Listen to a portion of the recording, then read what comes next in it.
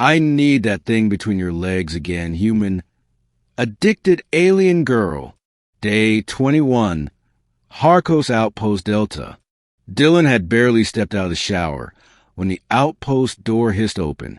"Tarye," he called, towel barely secure around his waist. "You weren't supposed to be back for another week."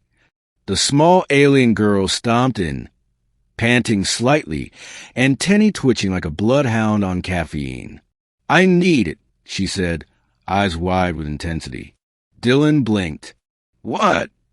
"That thing. Between your legs." Her voice was shaking with desperation. "I need it again, human. Now." He dropped the towel. "Whoa, wait. Tarye, that's not." "Don't be stingy," she snapped. "You said I could come back for more if I needed it." "Yes, but I thought you meant more coffee." Dylan hurried to grab his jumpsuit. "Why are you saying it like that?" Tarye's eyes narrowed. "You called a caffeine injector, and I remember you kept it right there." She pointed at his thigh holster, currently empty. He sagged in relief. "Tarye, the caffeine injector is a mug that straps to my leg. The cup goes between the legs of my chair when I'm piloting. That's all." "I don't care," she snapped. "I need that bitter liquid that made my mind sing and my fingers jitter. It's coffee, not a drug." "It is very much a drug," she muttered, pacing like a junkie. "I've replicated the taste, but not the effect. I need your human blend." He chuckled, pulling on a shirt. "You're addicted." "I prefer the term chemically enthusiastic." 30 minutes later, in the cafeteria, Tarye sipped a fresh brew from a steaming mug, eyes half-lidded with satisfaction. "Sweet oblivion," she purred.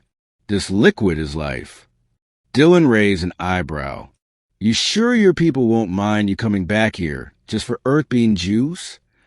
"My people believe in autonomy and scientific curiosity." She took another slow sip. "I'm curious how many cups I can consume before I begin time slipping." "That's not a thing," Dylan said cautiously. "Time doesn't actually." "Sure, let me have this illusion." She slumped in the chair, knees pulled to her chest. In his oversized hoodie, she looked more like a lazy cat than a trained alien scout.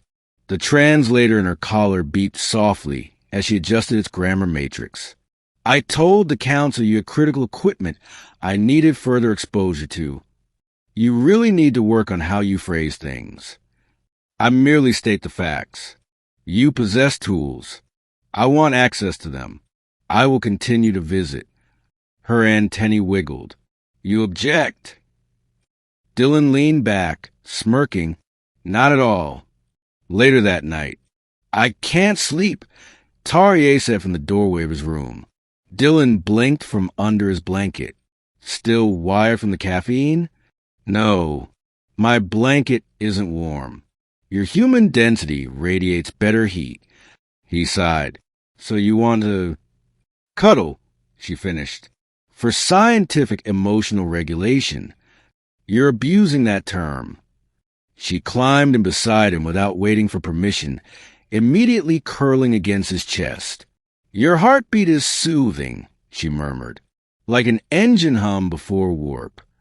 "Glad I could be your emotional generator," Dylan mumbled. "You may be promoted to full-time cuddler if your performance remains satisfactory." "Oh, great. Benefits package included?" "Only if I can keep the mug." Day 23. Return of the misunderstanding. Dylan was walking toward the hangar with his toolbox when he heard the shout. "Human, I require the thing between your legs again." Several new outpost personnel froze. Dylan sighed and turned slowly. "Tarye." She stood boldly in front of the docking bay, holding the now empty mug like it was sacred. "Your brew unit is low on beans. You will supply more." One of the engineers choked. Another whispered, "What kind of relationship does he have with that alien?" Dylan rubbed his face. "I'll restock the coffee." "Good." She leaned in and whispered, "Also, you have engine grease on your posterior again." He sighed louder. That evening, in the lab, Tarier carefully disassembled the mug and installed a miniature stabilizer inside. "Now I can bring your drink across light years without it spilling. You modded my coffee cup with Starship Tech?" "Yes, and I fitted the handle with a harmonizer, so it hums soothingly during hyperspace travel." Dylan stared. "You built a singing travel mug." "You are welcome." She sipped from it again. Her eyes fluttered shut. Human chemicals. You know, you came to my planet as a scout, not a scavenger for bean juice. I have found something of greater value than scientific data." She reached out and poked his chest. "A warm idiot who gives me everything I want when I say inappropriate phrases. I could report you for harassment, you know. Do you want me to stop?" He paused. "Not really. Then brew more." Day 25, departure, again. Her small vessel was prepped. She'd be gone for 2 rotations.